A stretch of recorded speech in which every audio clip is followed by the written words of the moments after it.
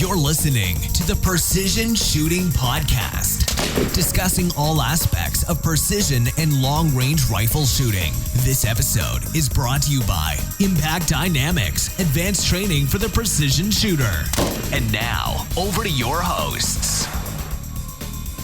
I've just been thinking about what episode we are on instead of actually welcoming people to the show. So, welcome to the show. This is episode 70. Which 70. Just making sure it is number 70. This is the Precision Shooting Podcast. My name's Rusty, and joining me is the usual group. Over there is Greg Badco being introduced first tonight. How you going, Rusty? Good, mate. And next to me here, I can't quite turn around. That's what I didn't see there, Andrew. Andrew Noble, how you doing? I'm very well, thank you. Yourself? Yeah, going all right, thank you. Apart from this back issue, which is why I couldn't turn around properly. Very good. Well, gentlemen, it's been a little while since we've been in here, all three of us together. How you guys been? Yeah, pretty good. Yeah, good. Busy. Yep. Any shooting in that busyness at all? Lots of thinking about it. Loaded lots of ammo. See, what I like about you, Andrew, is you're real consistent. Is you're always thinking I'm about consistently not shooting enough. No, actually, I did shoot. Yeah? I did take that Tikka out for a shot. You did too. I did, so we had a night out with that. That was good. That's the TAC A1. No, I always get this wrong. TAC. Yeah, it is. It's the T3X TAC A1. The chassis Tikka. Yeah, that's the one. And so, took that out for a night spotlighting, which is good. Shot heaps of stuff and don't think I missed a shot, so I love it. Nice. That's it. Always a good night. Clearly I made the rifle look good. How did that Steiner go for you? Yeah, not bad. I would have liked to sort of familiarise myself a bit more with it. Yeah, okay. Prior to actually pulling it out of the case at night time and driving around the back of the ute with it. But no, it was good. Just sort of being a little bit more familiar with the controls on it might have helped. But sure. How'd it go with low light performance? Well, pretty everything was under a spotlight, so it did pretty. Yeah, and the longest shot. Will you run red filters or not? No. Yeah, because not that's usually a big test. Yeah, and look, most of the shots were 200 yards or less. So pretty straightforward. Wasn't sort challenging sort of shooting. Yep. So. But no, good. Shot well, comfortable to use, and like most of the positions are sort of not comfortable and a bit unorthodox. So, never are they? Yeah. No, so Fox doesn't pop up where you want it to. It's no surprise that all the spotlighters enjoy PRS shooting. Yeah. No surprise at all. Excellent. And Greg, you shot a cat. Yeah. Are you real proud about tonight? Oh yeah, I'm pretty happy about that. Just to be honest, a feral cat, I'll say, but not. I shot one too. I'm not picky. Yeah. That night at Spotlighting, actually, I shot one. Oh, you too, shot one as well? Did you? Oh, nice. Right. So looks like I've got a job to do for the next few weeks. Neighbours are going to be a bit out of luck. Yeah, so I was hoping to catch a few fox pups out, but got a cat instead, so I was pretty happy with that. Yeah. Yeah. Always happy with that. Nice. And because you've been, I'm trying to think when the last one was, but you've been, have we talked about your trip out? I don't know. I can't remember the last bloody episode. I'm getting mixed up between this one now and your podcast where you spent the entire podcast or most of it speaking about that trip. So I feel like I've heard it all before. Yeah. But I don't know if I've heard it on here or on that one. So which we should mention, Hunting HQ is now a little bit more regularly getting podcasts up. Yeah, trying to get going one well each fortnight. Yeah. So nice. Just getting on, having a yarn about, I guess, more away from the precision shooting side of things. We're leaving that to you, Rusty, but more focused on the hunting side of things and the stalking and the gear and all that sort of stuff. And and having a good laugh along the way. Yeah, and my favourite segment. The rum facts. Rum facts that have been absent for a little bit. Yeah, the rum baron's been a bit crook. So, we usually kick it off with a bit of a rum fact. He's a bit of an encyclopedia about all things grog. And he's an importer of rum into Australia, so he knows a fair bit about it. And, good. Yeah, it's always interesting, the old rum fact. Nicely done. Well, I haven't. I think I've been out, spent a little bit of time with that Tikka. I did some filming actually recently with the Tikka, a little bit with the Ruger, and both compared. I did a bunch of videos in here last night, and I wasn't going to talk about this first, but started putting some new videos up through Impact Dynamics, so they are slowly chipping away. We've done a couple now. They're pretty quick ones. They're only sort of 1 to 2 minute ones. And we'll start releasing some of the equipment. They're not reviews. I'm not calling them reviews, but they're just sort of quick overviews, perhaps, of particular products with a little bit of thoughts put in. That's about it. So anyway, we'll throw a link up there from the Impact Dynamics channel. We're sort of revamping that a little bit. Speaking of which, I'm about to go on the road tomorrow morning in about 6 hours. Actually, I haven't thought this through, have I? You make that sound like it's really bad. I get up that time every day. So. yeah, but you don't have a 16-hour drive ahead of you. No, I've got 16 hours of work ahead of me. Yeah, see? Easy, simple, nice. Doesn't ruin your back. Anyway. You could just listen to podcasts the whole way over here. I'm going to listen to Hunting HQ. You guys have got 5 podcasts, so I'm going to listen to them 3 times each, I reckon. Oh, yeah. I'll be the encyclopedia of Hunting HQ facts. And then every week we can present a Hunting HQ fact on this podcast. No, we won't do that. All right. But what I'm doing, and I guess the reason we bring it up, and hopefully I can get this podcast up tonight before I go, we are spending some time over in Sydney, Canberra, Bendigo and Melbourne. And in each of those states we're doing something. Now, we did put up a little podcast, so most of you have probably heard about the details of it, so I won't run into full details. But there's like our meetup nights. There's one in Sydney at Grain Bar on Monday the something, what's that make it, the 12th? No, 13th. Monday the 13th and the 14th, where it's Safari Firearms, talking about long-range shooting, PRS shooting, that sort of gear. The next night's the 15th. We'll be with Simon Ross, who's been on this show quite a few times, and having some beers with him at the Ducks Nuts. Great name for a pub. In Canberra. Have you ever been to that one, Greg? No, I haven't been to that one. Worth going to, I'm told. I'll let you know, I guess. And then Thursday night's at Smith's Outdoors in Bendigo. We're doing another long-range session that night.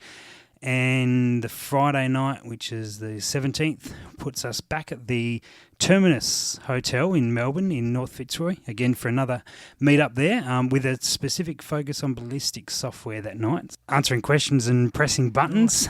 So if you got anything, get down to that one. And the Saturday, the last one of the weekend, is the session at Gunco in Melbourne at St Albans in the afternoon. So the details are all on the Impact Dynamics website, on the Precision Shooting Podcast website, on the Facebooks and everywhere else, or in the other podcast where we actually talked about it. So anyway, that's enough details. I'm got a big drive tomorrow. That's all I'm trying to say. Should be fun. We're going to record a podcast on the way, actually, and some videos and some other stuff. We'll see. That could be a completely useless one, particularly if we wait 10 hours and then start recording. I'm not sure it'll make much sense, but that'll be with Dan, and we're probably going to cover the topic of wind if we can actually speak through it. Speaking of which, actually it's not related at all, but there has been a stack of cartridge releases in recent weeks. Have you guys noticed that? There's been... No. I've had a brief look at a couple of the ones you mentioned earlier tonight. Yep. Not one of them, which is interesting, but not in depth. So we'll start out with a 6.5 PRC, which is from Hornady. Stands for, I think, Precision Rifle Cartridge. So it's pretty aptly named. It's a Magnum bolt face, 6.5, short Magnum, effectively, from what I can tell. Oh, yeah, I believe it's based on, is it the Compact Magnum or something? The Ruger Compact Magnum for the brass. Yeah, so I wouldn't imagine it would be a big step up, in sort of production capabilities or anything for them to make it. So it'd be interesting to see it. I heard it's similar, kind of maybe slightly less than a 6.5 short action ultra mag. Yeah, that's the rumour. And I think Hornady is sort of putting, obviously they've sniffed success with the Creedmoor and want some more of it, and they're sort of advertising this one as the big brother. I did have someone comment on Instagram. You can follow us on Instagram. So I'm getting the plugs in, Greg. Yeah, he's doing well, man. On Precision Shooting Podcast on Instagram. But I did have someone comment, actually it might have been on the Impact Dynamics one, I forget, about it, thinking, is the Creedmoor in danger of being phased out? He sort of thought the 6.5 PRC would take over, but I can't see it happening, with the trend going towards more sort of lower recoiling guns. I don't think it's going to go to a Magnum for a majority of competitors. No, I wouldn't have thought so. I mean, I would have thought that the new PRC would be more sort of appealing for hunters. Mm. A bit more Um, energy, you reckon? Yeah, and flatter trajectories, but also you will burn a barrel out considerably faster with that than you will with a Creedmoor. Yeah. I mean, a lot faster, I would imagine. Yeah. And for guys that are doing a lot of PRS shoots in the training, they're just going to cook barrels too quick. Yeah. Maybe there's a market for it with some of those like extended range PRS type matches where they're sort of shooting not close to 900 and stepping out to over a mile. Perhaps it's a caliber that would suit those just to get that Yeah, bit of extra velocity in there. probably not quite as the volume of Yeah. rounds fired as No. well. So, yeah, but certainly for hunting, long range hunting, Oh, I yeah. imagine it would be pretty capable. Yeah, we'll see. We'll see how that thing. We'll keep an eye on it. It's an interesting one. I certainly sort of eked up when I saw it. Be interesting to see how it goes. But speaking of the lower recoiling stuff, I saw some brass kicking around that was head stamped 22 Creedmoor. Have you guys seen much on that? Creedmoor. No, not at all. No, again, nothing. But I had imagined it would have been done quite quickly after the 6.5 Creedmoor was released. Somebody would have done it. So Yeah. Well, interesting. It's not a crazy step. It's certainly not nothing new. I mean, obviously in a Creedmoor setup, but it's the 22 250 is probably in a similar realm. I'm trying to think what that one's called. A 22 243. There's a name for that. Cheetah. 22 Cheetah. Anyway, There's multiple variants of it. there is. Yeah. And the other one that's come along is the 224 Valkyrie. Is that how I say it? Yeah, like I have heard of that one, and I believe might have seen some ballistic information about it. Well, I do actually have it here. I mean, this is us. Yeah, this is great just talking about it, but it might be useful to Yeah, 'cause I mention. was going to say the names are Great, yeah. relatively meaningless to me. I've got to see what their changes are. Like, if they change the shoulder angle, or if they're trying to get SD, or they're trying to push it harder, just purely push it harder, or That Valkyrie, is that not aimed at the AR-15 platform primarily? It is. Yeah, it Yeah, is. okay. And so what they're plugging here is they're saying it's supersonic out to 1,300 yards, nice. running a Yep. 90 grain Sierra Match King at 2,700 feet per second. Now, that did get my interest, I have to Yeah. say. And I talked before about that trend going to something in terms of lighter recoiling. Yep. It would never have surprised me if 224s end up being fairly popular in the PRS. I'm not saying it's going that way, but it wouldn't surprise me if it did. So anyway, it was interesting to see what these sort ones. of MVs are they claiming with this? 2,700 feet per second with a 2,700. 90 grainer. With a 90 grainer. So It doesn't go sub until 1,300. Yep. Yeah, So right. my only concern, sort of from a PRS perspective, would be once you start downsizing projectiles, it makes spotting shots. a lot more difficult. It's Yeah, tough. look, granted, but I don't know if you guys saw the post from Huntsman Firearms today, but the target indicators from Magneto Yeah, I did see that. are Yeah. on their way to us here in Australia. I know they've been kicking okay. around in the US, and I think the prevalence of those types of devices and Light Reactor, another brand who make really good top quality stuff, those prevalence of those, and then there's more as well. As those things come around more, I think that will reduce the issues that we see around sort of missing shots. For a lot of the 6mm guys who perhaps will attest to some of their shots not necessarily getting counted when they thought they hit it. Yeah, but it's also spotting your own shots if you miss. Yep. Whether it be in PRS, in comp, or whether it be varminting or hunting, whatever it might be.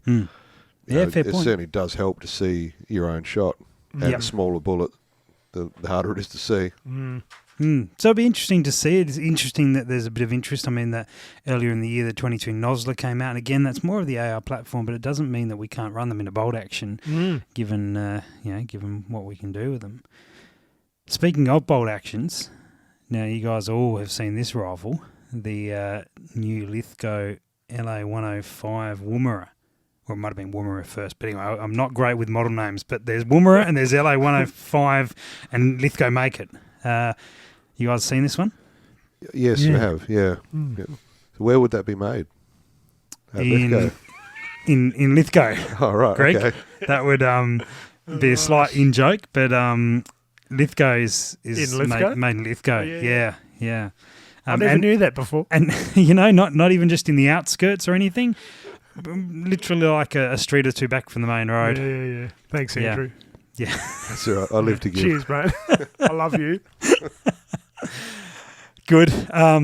Sidetracked slightly. Coming back to the see, it's not made in Woomera, Greg. This is where you got confused. So you see, there's a big difference. Mate. That's right. Big The difference. 105 Woomera you thought might have been made in Woomera. But back to the rifle. Yeah, it's a sexy looking beast. It is. So it's I guess it's taken from a 102 modified and then put into a KRG X-ray chassis. Now, if you're not familiar with the X-ray chassis, it's like the cheaper version of the Whiskey 3 chassis. Okay. Which has probably been around longer, perhaps more well known. And I believe the decision to go with that is obviously to keep the price down overall with the gun. Competitive. Yeah. So, Is there any results out there yet?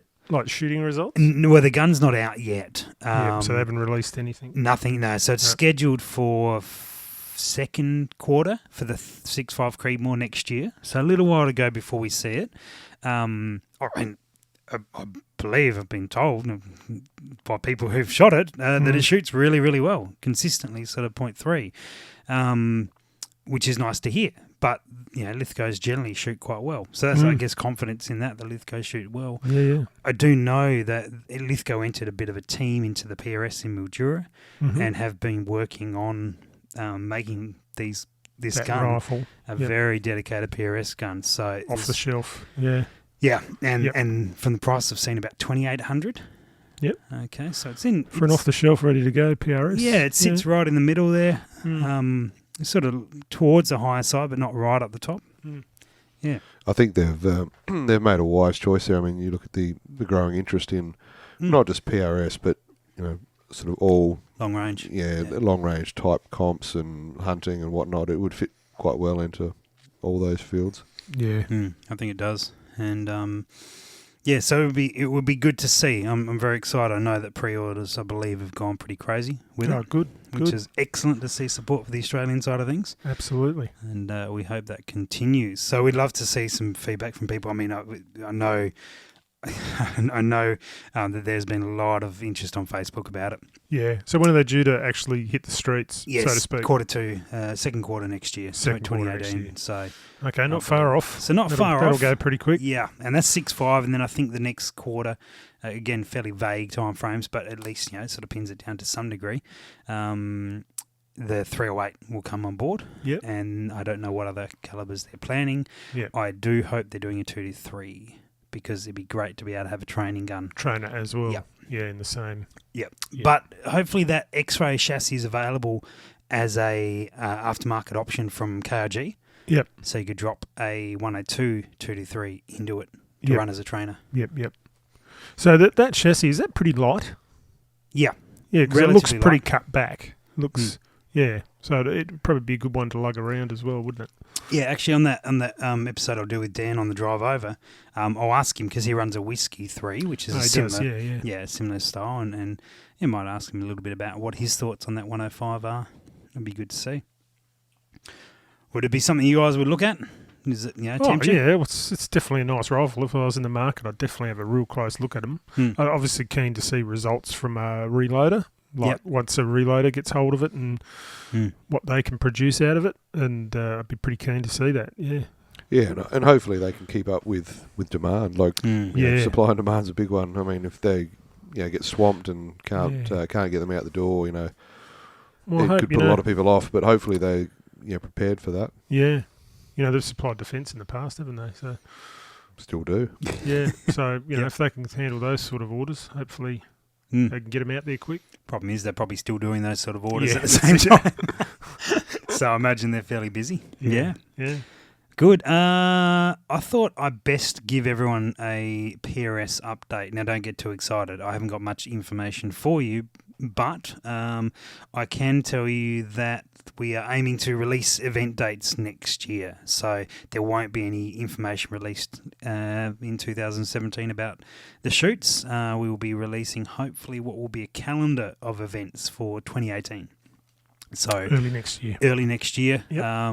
Don't know if it's going to be first quarter, running on the Lithgow methodology. But no, we will be getting it out early next year when we've got a number of events locked down. Yep. So they'll hear it here first, yeah? Sure. Yep. Depending on if we're doing podcasts that week or not. Pretty much. So stay tuned. And we'll have some dates and details for you. If you are in SA, there is a Rimfire comp and potential series starting up next year, so we will put that up on the Facebook, no doubt. But 21st of January, if you're in Adelaide, I have seen that there's some PRS style shoots, practical shoots, coming up in Queensland or have happened in Queensland recently. Oh, great. Which is excellent. So we shall we'll certainly share all that information as it comes to us. So if you have shoots or Rimfire shoots or anything you can invite people along to, please let us know. Because we want to get that word out there and keep on promoting it. It would be excellent. Andrew, I want to bring up your favourite topic. Feral cats. Fire away. Literally. It was put up not long ago. We haven't been on for a little while, but it wasn't too long ago that let's have a look when this was, late October, that, here we go, here's a story. Breaking news that we're slightly late on. Americans connect 5,000 yards, 2.84 miles for new long-range world record. Over to you, Andrew. Yeah. I guess it's probably the first time somebody's done that, but... you sound enthralled. Yeah, look, I see these things and it's an achievement to get a hit that far. Mm-hmm. But you read a little more into it, and it was a pretty low percentage shot. I think they fired 37 rounds to get a hit on, well, it appears to be 2 targets side by side. So, I mean, look... I thought to get a world record you had to repeat it. I don't think it was necessarily recognised by any official body here, but... yeah, look, I mean, to me, I would be a lot more interested in it if it was consistent and if it was repeatable or able to be achieved without blasting off, a couple of boxes of ammo to get the result. I'm not sure really what they've achieved out of it. Really, like what was the goal? What did they learn along the way? Could they do it again with less, or was it just okay? Well, this is the data we've got. Now we're gonna fire, and like the natural dispersion of the rounds will be this bigger group, and one of them might hit the target. Just run the statistics. So to speak. So I did read it when I saw it come out. Yep. And I thought, okay, it's a long way, but it doesn't, to me, really mean a lot, effectively. Sure. So to give a bit more context around it, it was a Armalite AR-30 chambered in 408. I don't know how to pronounce that. Tejas. You guys want to have a go at that? Tejas? No, the J would be pronounced a H, probably. Tejas? Something like that. I've got It's no basically clue. a 408 Shytac improved, effectively. There you go. All right, beautiful. So increased case capacity of it. Details on it. It was a 31-inch Packnor barrel. What is of interest, though? Dual trigger. They did use the Charlie Tarak, which we have discussed before. Which we have, absolutely. Ivy adjustable scope rings with a Charlie Tarak prism.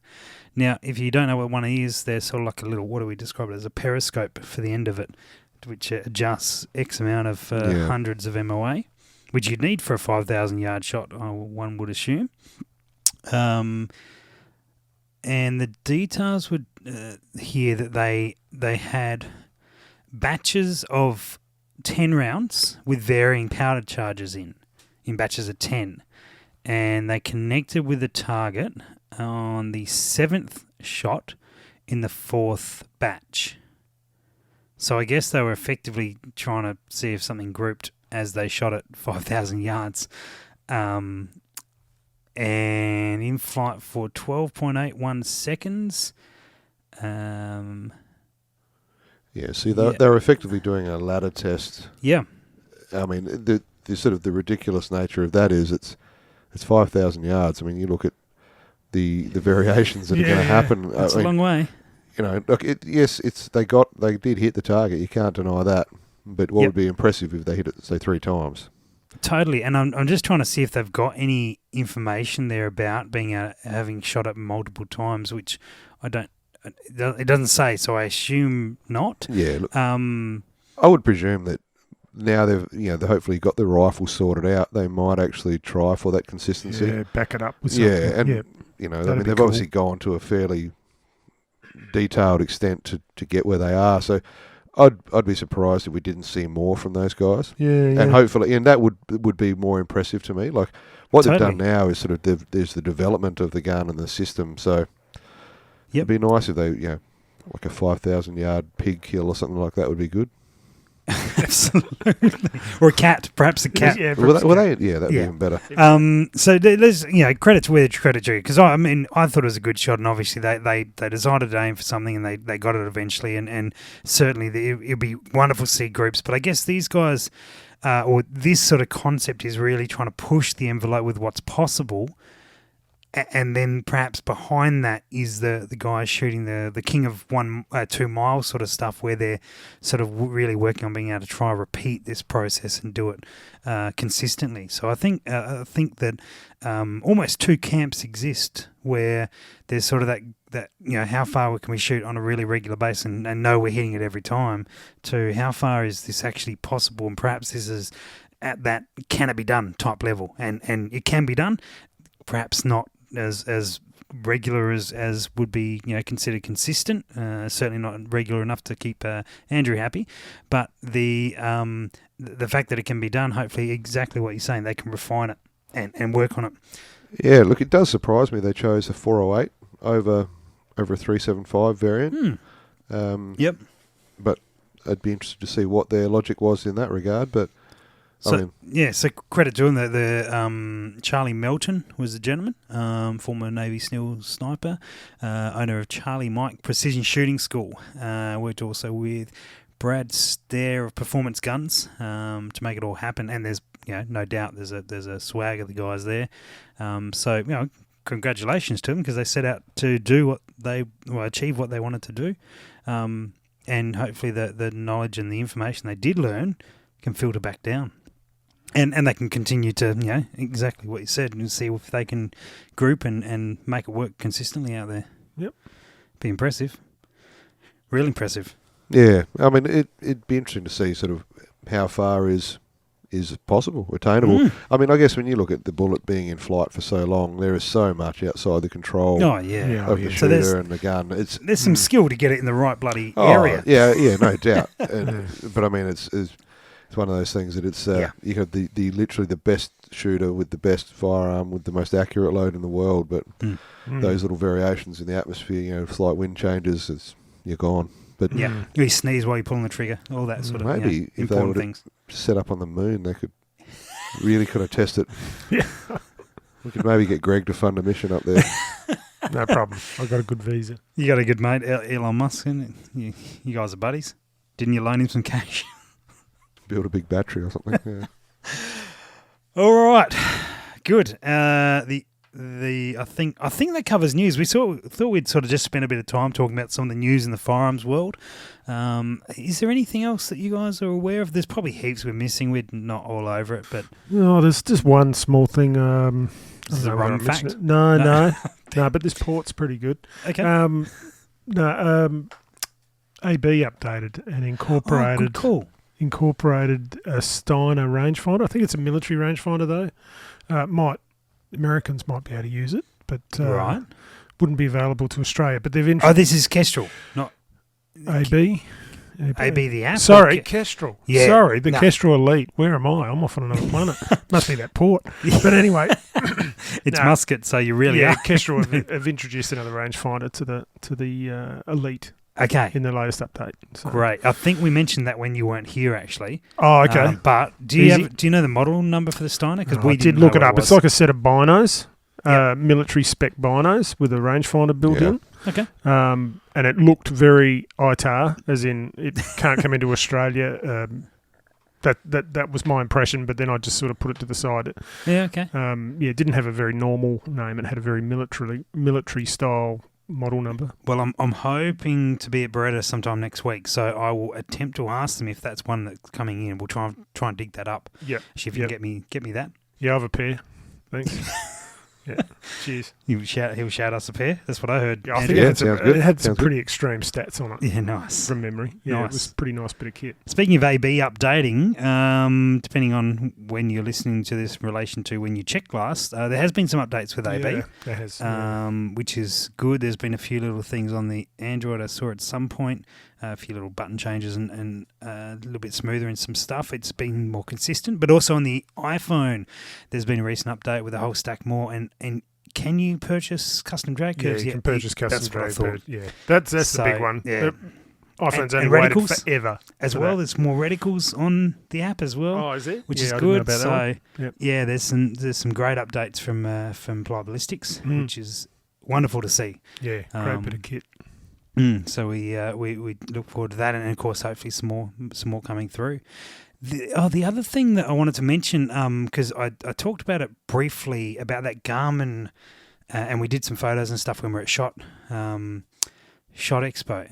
That Garmin GPS with AB built in. Yeah. So The watch. Kirk from the Precision Rifle Media podcast did an interview with Nick Vitalbo on that, effectively mostly on that particular device, and it is really worth listening to if that was of interest to you, because they went much deeper than, well, we didn't really go deep at all because I only spent a little bit of time with it, but they went really deep with it, and it seems that it could be a really good option for those guys looking for some sort of ballistic solution that will utilise the features on it. So I'd encourage you to go listen to the Precision Rifle Media podcast, latest one with Nick Vitalbo. So, Righto. yeah, that would be good.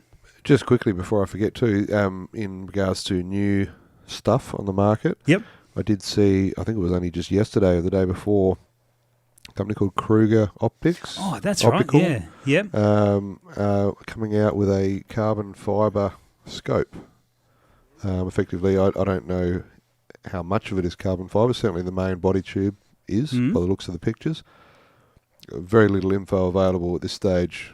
They're not on the market yet. And Not April 1st, and so it's probably legit. Well, it looks legit. Yeah, I mean, cool. there's enough photos there. I mean, I know you can fake that, but I think it's legit. So what would be the advantages there in your Weight, purely weight? and strength, probably. Yeah, Yeah, and its ability to take a hit yeah. Yeah. I mean, without like sort of denting and all that sort of. it'd be interesting to talk to somebody who's sort of a composite expert. Marby like Mark Yeah. Bourne or somebody like that from Mhm. Bali. Yep.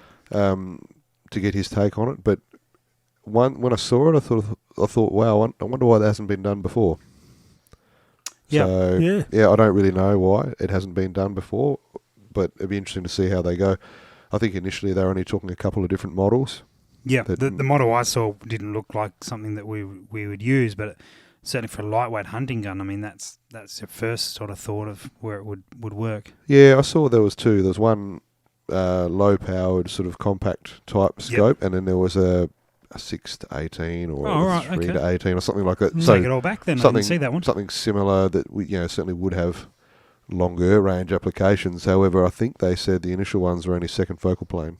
Okay. So look, if they work and they succeed, I think they'll probably add to that lineup fairly quickly.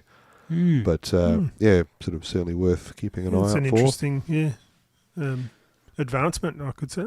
Well, we'll see. Yeah, I mean, Yeah. I don't know enough about carbon fibre. To No, I don't either. It's in theory stronger than steel and all that Yeah, sort of gear yeah. and stuff. But I don't know the workings. Obviously, you're right. Getting someone who actually knows that stuff would be really good to sort of talk through. Be interesting to see. Really interesting Yeah, to see because it absolutely. makes some sense. Yeah, it a lot does. of stuff's gone that way. But there also might be reasons why it hasn't been done yet. Yeah, So yeah. Yeah, we shall find Yeah. out. absolutely. Same reason I've never ridden a Segway. Yeah. Speaking of which, we shall move into the next part of the conversation. Did you like that, Greg? Yeah, I did. I Yeah. thought that was pretty good. Well done. Good. All right. So, we have a few questions from some listeners. We're going to start with Aaron. Now, Aaron's a Patreon supporter. What a legend. Yeah, absolutely. So we don't bang on it about it too much, but we have set up a Patreon account because it does cost some money to make this thing run, and we would really appreciate anyone, if you've got $1 a month or something that you can throw on that. We will be doing a little bit of exclusive content. The podcasts have a little bit extra in them, and there's some sort of early releases of videos and bits and pieces. So if you like that, check out the Patreon link in the show notes or look us up on there, and you can basically be part of the show, which will be awesome. And it seems that you get your questions read out first as well. Don't worry, you can listen to the show for free, all that sort of gear. If you can't afford it, that's no drama at all. But if you do like what we do, we'd really appreciate it if you jumped on there and chipped in what you could. It would make things heaps easier, because Andrew's mic stand's broken. As we found out. I have to lie on the floor to talk. Yeah, pretty much. Is comfy down there? Very. Good. Excellent. All right. So speaking of which, Patreon supporter Aaron has flicked us a question. Here it is. As a new person entering into long-range target shooting, what advice would you give someone just starting off? And if anything to avoid? I don't have access to any mentors as such, well, Greg's available, and all that I have learnt so far has been self-taught or picked up from books or online. Thanks in advance. Well, Aaron, I guess first up, there is probably a bunch of podcasts that do deal with advice they give to someone starting off. So I'm going to list a couple that perhaps worthwhile going back and looking at. But one of the things that you raised there is there's anything to avoid. Great question. So I'm going to throw it to the guys. Gentlemen, in your experiences now, what would you suggest that, new person starting out, what should they be wary of, or what should they look to avoid? Yeah, Greg? I think you got to be careful on the internet. Obviously, there's a lot of... we're on it. Yeah, I know, we're on it, but you really need to know who you're listening to and be cautious of randoms or keyboard shooters. Yes, some have knowledge, but they're fairly well usually drowned out with the thickheads. So try to go to I guess, sites or listen to people with some sort of reputation or positive reputation or positive experience. Don't listen to the first person you read because you could end up in a world of hurt or with misleading advice that costs you hours on the range. Yeah, that's one. Andrew, you got? Yeah, I would say try and verify information through multiple sources. Yeah, cool. Yeah. Don't just read an article on whatever it might be and run with it. Because a lot of the time you might not realise it, but articles could be sponsored by manufacturers, for example. So you're going to get a very real bias on that. So I would say try and look for independent information, like user verified, not sort of, I heard this or I heard that. Yep. Actually try to look for guys that are providing real detailed information about whatever it is you're trying to work out, whether it be load data or performance of scopes or whatever it happens to be. Don't just take one source. Just try and verify it as many ways as you can. Yep. Be a good one. And don't necessarily read what manufacturers claim as verbatim, because they will. Manufacturers, marketing gets involved. Yeah, but which leads into one of the questions I'll be talking about shortly here. Yep. Don't believe what they say. If you're using factory ammo, don't believe that their velocities are going to be what they say. Don't believe their ballistic coefficients are going to be what they say, and so on and so on. Use it as a very rough guide rather than a gospel. This is how it is, Yeah, one of the things I think is probably good to avoid is don't chase. Don't always be chasing the next thing or going, oh, that's a bit better or this or that. Just if you've got a rifle and scope and setup, make the most of it. I'm sort of thinking from a budget mind. If you got as much cash as bad go, you can chase whatever you like. But I've seen guys who are good shooters and who have a reasonable amount of knowledge, and they just chew through guns. They're just forever chasing. They don't stay with something long enough to really... And they never really master much. And so they've gone through, sort of looking for the better gun, the next one, this one, that one. And and they end up not. They don't spend the time shooting the gun to really get to know it, which is sort of sad because they often are pretty decent shooters sort of to begin with, hence the reason they sort of do go down that path. So make sure you don't chase and utilise what you've got and get more out of it. So good one. If you've got a 2 to 3 and you've got a 4 to 12, see how far you can take it. Yeah. Yep. Do what you can with it, and then because what that will do, I guess, is that you'll learn where your limitations are, and then you can address those specific ones. Whereas if you're going in a little bit blind, you go, I know I need a better scope. Yep. Unless you go to the point where you just buy one of the top end scopes that's got the reputation anyway, you sort of often you're looking sort of for a bit of a compromise, and you don't exactly know which one's going to suit you. So spend time on the gun. Some podcasts I was going to suggest for you, Aaron. The episode number 17, Todd Hodnett, certainly a really good one very good to start with. There's another one here. I'll find episode number for you, but it's called Starting Over. I think it's what we were talking about. If we were going to start over, what we would do differently or change or whatever it may be. There is that's 47, and the one after is 48, which was a chat with Butters up in Darwin, which was getting into precision rifle with Butters. So they're probably three that I'd jump on to. The Paul Reed podcast from Team Surgeon, number 52, is one of my favourites by a long way. I think that was he was a wealth of knowledge. So I think that will be probably a few to get you going on that, and hopefully some points for you to avoid. Hopefully that sort of answered your question and got you sort of moving in the right direction. But yeah, back up what the other guys have said. So Aaron, thanks for your question, mate. It is a good one, and no doubt we will do another. We'll probably do another podcast about sort of getting started, because things do change and things need to be updated and information's around that's different. So yeah, we'll come to that probably more in depth in some time in the future. We'll make sure we get a guest in and we'll put that to them, see what we can find out. Now, we have some other questions that have come through on email. Now, I've got one each, gentlemen. Anyone particularly want to go first? I'll smash into it. All right, good stuff. Okay, I've got one here. It's a question from Preston. Now, Preston is basically wondering about the process we use. Where's Preston from? He is from, I believe he's from South Carolina. Wonderful. I was going to do an accent, but then I remembered I can't do accents. And that's in South Carolina, Greg. Thanks, mate. Cheers. Just south of North Carolina. Presumably, it may not be. It may not be. Yeah, no, very cool. Okay, so Preston's basically wondering about the process we use to true rifle data, ballistic data, presumably, and he then basically says he always starts with the manufacturer given ballistic coefficient, his chronograph's velocity, then he pulls data from local weather station to input environmental factors.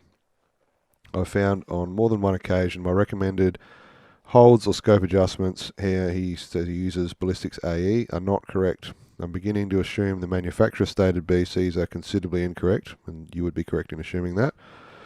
I know my muzzle velocity has to be pretty close to right because I know what feet per second the sound barrier, and it gives accurate readings when shooting pistol and 300 blackout right below and above the speed of sound. I'm presuming he's talking about his chronograph readouts here. My main concern is with a 260 Remington Tikka T3 CTR with a Leopold VX3. His primary projectile is a Hornady 123 grain AMAX. And then he also asks whether the tip could be overheating/melting, causing inaccuracy. In summary, I would love to hear your process as well as if you see any glaring errors in his process. So, Greg, over to you. Oh, righto. Yeah, look, pretty much with the BC side of things, I will not use a manufacturer's BC, full stop. I will use... Make your own up, hey? Yeah, I'll just make it up. No, I use usually a Litz BC, so it'll be a field-tested BC produced by the AB guys, and that's, for me, it's already in the Kestrel. So I don't actually use a manufacturer's one for most rounds. In all the rounds I use. There usually is a significant difference between a tested BC and a BC on a box. I think it's got a bit of marketing influence,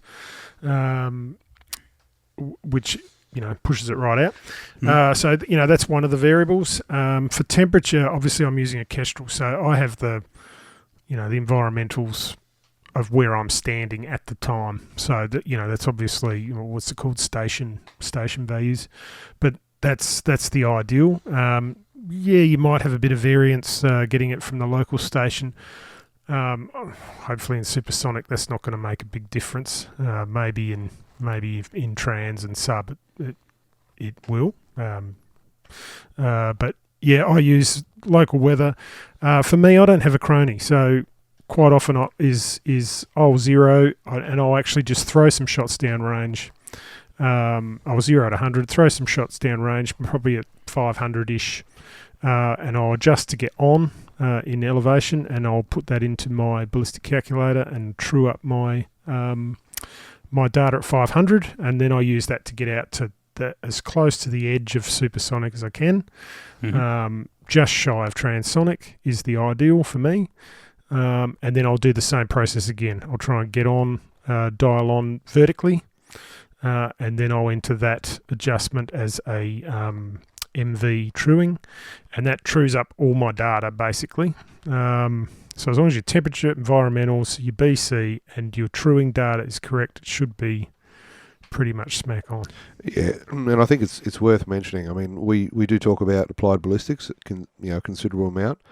There are other programs around that guys are using and having good success with. It's not the only one. However, I guess we've all found it to be accurate. Yeah. And the fact that applied ballistics have gone to considerable effort to individually test each of the projectiles. They've got a huge library now of projectiles which they've tested, and it's not just a figure. And another thing, a lot of the manufacturers, they might state a BC, but it often just be a G1 BC. Yeah, because it's bigger. Then you run that. If you run that figure, so inches and millimeters, isn't it, Greg? Oh, it's just sometimes I think they think shooters are thick. Is that why you're shooting yards? Is it, Greg? Oh no, So yeah. I noticed that with long range shooters. As soon as it gets to up near 1,000, you've got to change to yards. Of course, because it's further. Yeah, because it sounds good. But I think it's worth noting that you've got to take manufacturers' information with a grain of salt. I'll jump in at that point. Lapua are usually pretty good. Well, I think manufacturers are working out that they best represent their BCs more accurately nowadays. And I've seen that in two ways. One, they generally present it really well, and they also true it out further. So the ELD range, I see that now has been adjusted to an 800-metre test rather than a 200-metre test. Oh, okay. And so I guess what they're realising is that the community of shooters is probably a lot more aware of this information now. And if they put out false information, they'll get called on it real quick. Yeah. Guys like Brian Litz and others, but then general shooters as well, will go, that's not right. This is rubbish. And I think that's happened. Well and truly. And I think one of the offset examples of that is Nosler with their RDFs. Came out with fairly impressive BCs. And many people, myself included, kind of went, yeah, right, cool, and shot them and went, actually, it's not far off. In fact, probably slightly under what it could be. And so the general consensus from people I spoke to about the RDFs was that it was about bang on, if not touch under, maybe, but about bang on, which is a much better representation, because I know some other projectiles I tried from Nosler were well and truly off on their BC for it. So I think that's it's not perfect. Don't get me wrong, Andrew. It's well and truly not perfect, but I think there's a shift there a little bit. Well, I guess they have to, as you said, because now shooters have got tools such as Magneto and Lab Radar and this sort of thing, and applied ballistics at their fingertips. Which exactly 10, 15 years ago really didn't happen. No, I mean 5 years ago it didn't happen. Yeah, and so, social media and the news gets out pretty quick. Very quick. And just another point which Preston mentions in here about the plastic tips overheating / melting. I've seen. I haven't. I can't say definitively either way. I believe Hornady came out with that claim when they produced the new ELDs. They claim that their AMAXs were doing that. In fact, if I remember the video correctly, mind you, that they were about to release this new line of projectiles, and then they started pushing the BCs out and seeing some drop off, and that's then what they ascertained to be the problem. Yeah, I'm sceptical about that myself, and I have seen a fair bit of information that indicates that's not necessarily happening. Right. I've recovered 168 AMAXs, 123s as well, actually, out of a 260 many years ago. Yep. Out of sand when they were shot, into a sandbank from, I think it was in excess of 1,500 yards. Yep. And they were perfect. Yep. They certainly weren't melted. So, possibly if you're shooting them in an extremely fast twist barrel, pushing them really fast, maybe, possibly. I would not probably consider that in Preston's case. I don't think that's probably the issue. I don't think it's the issue, no. And look, so looking at Preston's case, one of the things that I make sure I do when I do calibration is I get local data. Because I know that, and look, I don't know where he is in relation to his weather station, but I know that the weather station closest to where I shoot mostly will not be accurate to where I am. Yeah. And the first 500 metres, it's not really going to bother me. But if I'm truing, and you mentioned before, you're sort of ideally truing on the edge of transonic. If I'm truing that distance, density altitude is going to vary, going to change, and it could be. Could be enough to, depends on how sort of close or far off he's getting, but it could be enough to do it. And just probably one last fairly major point here. He is using a Leopold VX3.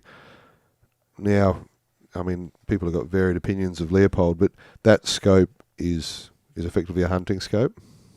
You wouldn't necessarily consider it to be a long-range scope.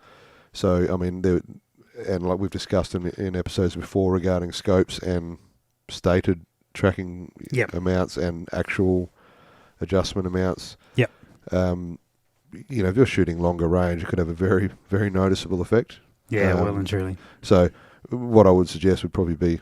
do a tool target test on that. Yeah, and just even a box test, just test the tracking on the scope, because you may find it's out considerably, and that could be...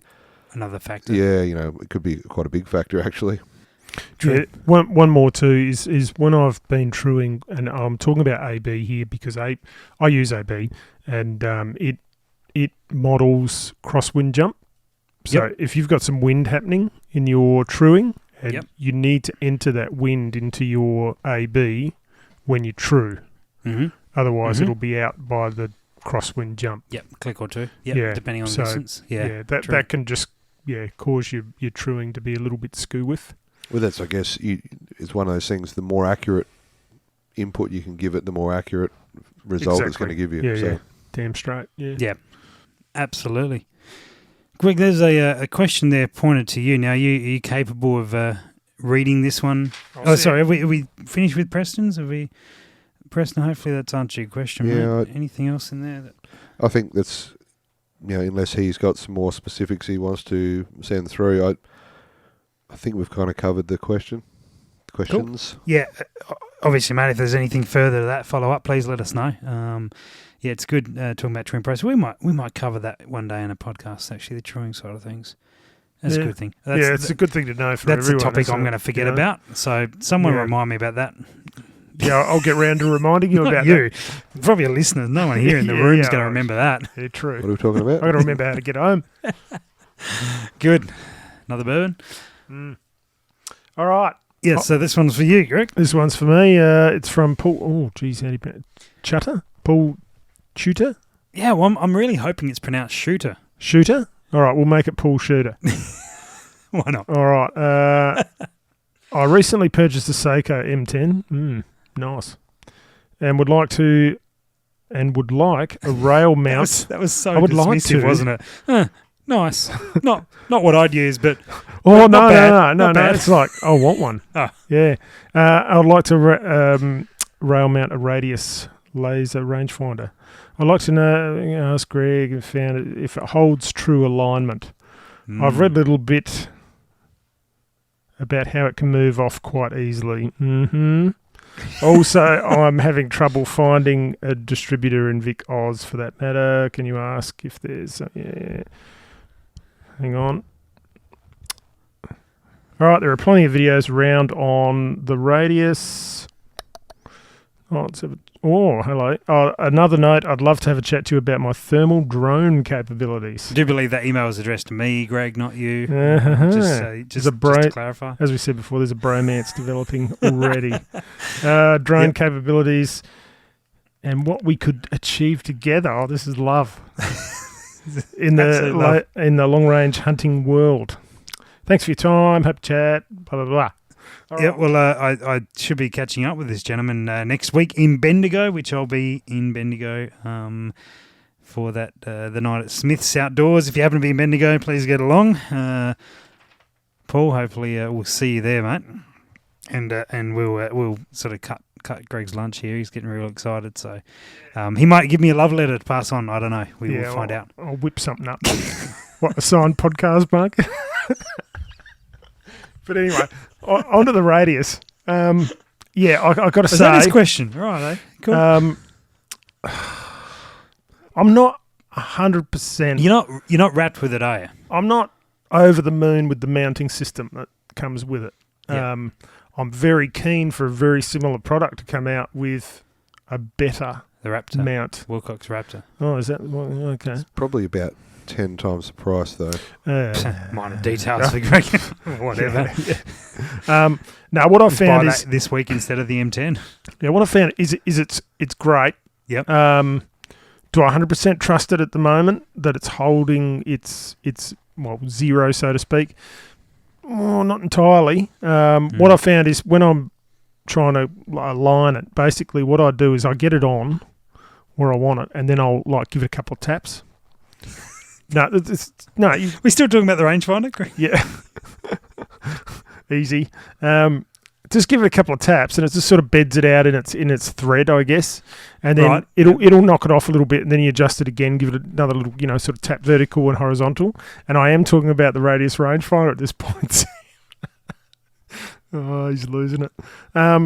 But yeah, and as you keep doing that, it actually beds down and sort of stops moving as far. But yeah, it's definitely functional. It's definitely it's doing the job. But I reckon there's a whole they probably could do better in the mounting system. That's my thoughts. Worth the money, Greg? Would you say? I think for what I'm doing in the thermal world, I think it's worth the money because I've been missing stuff due to not being able to judge range, and I can now obviously judge range in real time. But am I pointing it exactly where I think I'm pointing it? I'm not exactly sure. And would I be off by much? Probably not a lot. It would depend on how far you're going to shoot, really. Yeah, it does. It does. And for the most part, thermal, you're sort of inside 300, so it's not a big deal. But yeah, it's not like you get it on and it stays on sort of thing, and it can take a bump. No, it does shift ever so slightly. Cool. And I guess before we get on to the part of the question, or the email, which was exciting to you, just want to mention where you bought it from, maybe, because that was part of this question. Yeah. As well. So I got it through M10 Buddies. Yeah, M10 Buddy, Seiko Fiend Ben out of the Armory. Yep. So he's got a contact in the US and gets them through pretty easily. So yep. And also has an M10. So Paul, you will get on well with him. Yep. So happy to pass details on, Paul, if you would like. I'd also just add to that, you're not the only one having problems with the zero of that, are you? That we know. Yeah. No. Very similar with one other. Yeah. We'll see. I was hoping for something that would, that would zero and lock hard, and could take a bump, because I don't. Sam, you're a shocker. Yep. Because I don't give I don't gift wrap my rifles copper. Like when I go bush, I don't treat them kindly. They get bumped around and they have to be able to take a bump. Whereas I'm not sure that a Radius can take a bump. That may explain why they are they discontinued or. Oh, they cut the price pretty much in half for a long time. Yeah, I know Brownells were discontinuing them anyway. Yeah. But the principle, the idea is fantastic. The price range was fantastic. If they can just improve that mounting system ever so slightly, it would be a fantastic product. Get Spur onto it or something like that. Someone who builds a good mount. Yeah, pretty much. And it'd be great if you could just sort of screw that mount off and put an aftermarket one on or something. Leave it on. Yeah, but... good move. The thermal drone, we'll leave that when we have some more information, perhaps. That sounds quite good. Yeah, that's pretty cool. All right, so one more question for this episode, and then I've got to sit down and edit it before I go to sleep for a few hours and drive off, and Andrew goes to work. Yeah. All right, this is from Evan. Actually, I'm not sure this is a huge question. So this could be quick. So Evan says, I'm currently in the process of listening to your back catalogue of podcasts, and you guys are terrible at what you do. Perfect. He knows us well. I noticed that you've been mentioning... He may not have actually said that. He noticed that lately you guys mentioned types of scopes you have, and your guests have also mentioned that we use to really reach out to good distance. My brother is a huge fan of 243 and got his hands on, Greg's excited, got his hands on a Ruger precision rifle in that caliber when it first came out with a good twist rate. Thing shoots beautifully with a Sierra Match King 107s. I've taught him how to reload and handed my equipment to him as I upgrade. I'm afraid he now outshoots me substantially. There you go. That's what happens. That's good to see, though. You can take the credit as a mentor. Except for the fact that my Tikka T3 chambered in 6.5 by 55 has more legs than the classic 243. He's achieving very low single-digit SD. The humble 243 can't quite reach 1500 with his scope, though. He's added a 40 MOA rail to the Ruger and high rings, but was not quite there. It's a 10 by 40 Bushnell Elite. While I was in the States recently, I go there often, but don't shoot. I picked up a cold shot 150 MOA adjustable rail for him. He's now hitting 1500 metres repeatably. This piece of kit is fantastic. I'll be getting one for myself on the next trip. This has been a long way of telling you guys telling us how proud he is of his brother and identifying new piece of equipment for you guys if you haven't already seen it. We mentioned that Badco loves gadgets. Well, there's less of a gadget, more of an Andrew product, really. Yeah. So that I just thought I'd point this product out to you. Very repeatable performance and impressed with it. So great. Thanks for letting us know, Evan. Not so much of a question, but wonderful feedback to pass on. Really good success with that cold shot 150 MOA. Andrew, have you seen those at all? Look, I have online. I've sort of fairly seriously looked at options in the adjustable mount sort of field. I think probably I will settle on the Ivy shooting systems mount. Yeah. There are a number of other ones which utilise basically an adjustable base, which usually there's a cam that adjusts the angle the base sits at effectively. There's the one. I have seen that one. Yeah. So it's called the Moab. I'm assuming that stands for Mother of All Bases. Nice. I'm guessing. Yeah. Look, I mean, I haven't... Well, you come up with a better name for it. The cold shot adjustable MOA base. Glad you're not in marketing. But no, look, I mean, there are a few options around at that sort of level. Is that? Yeah.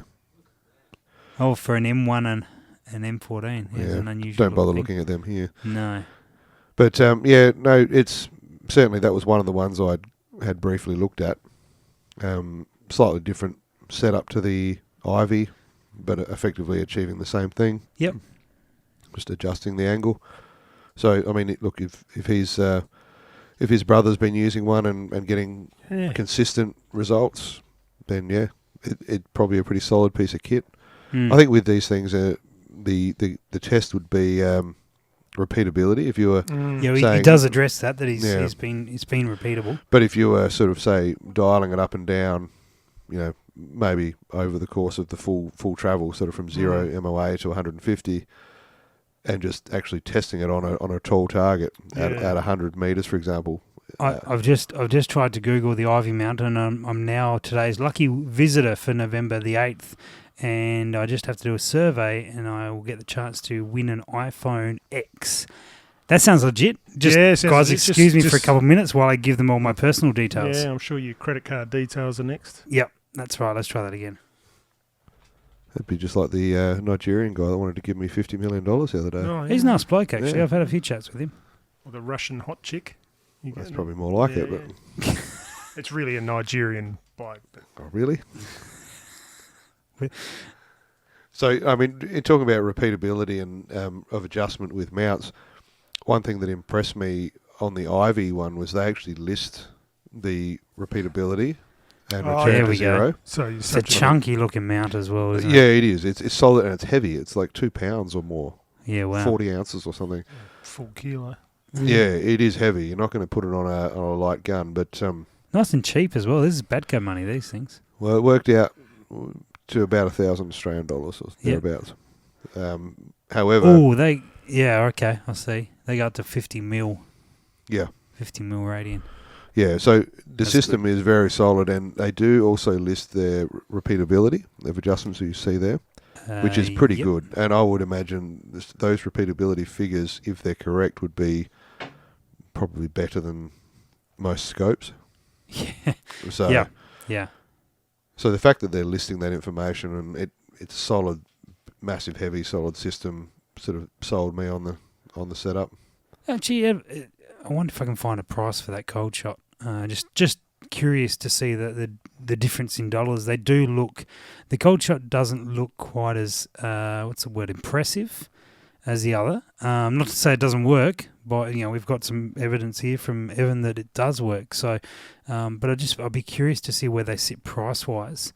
It's also not the same product really either. I mean, the Ivy is the mount and good the point. rings included, Yeah. effectively. Yeah, true. So- it's an integrated system. Yeah, I mean, obviously it still needs to go onto a Picatinny base of some sort, but Yeah. there we go. Okay. Moab's Okay. still not cheap. So they range about the 400 US versus the 695 US. So you few $100 for rings and yeah, okay. Yeah, that's probably so a good the point. overall package is probably a little cheaper, but not. Oh, I just found out MOA-B stands for minute of angle base. That's a major disappointment. They should have Yeah, gone with see? mother of all bases. No, they shouldn't have. They should have gone with No, cold shot they- adjustable base. Well, they did go with Cold Shot LLC.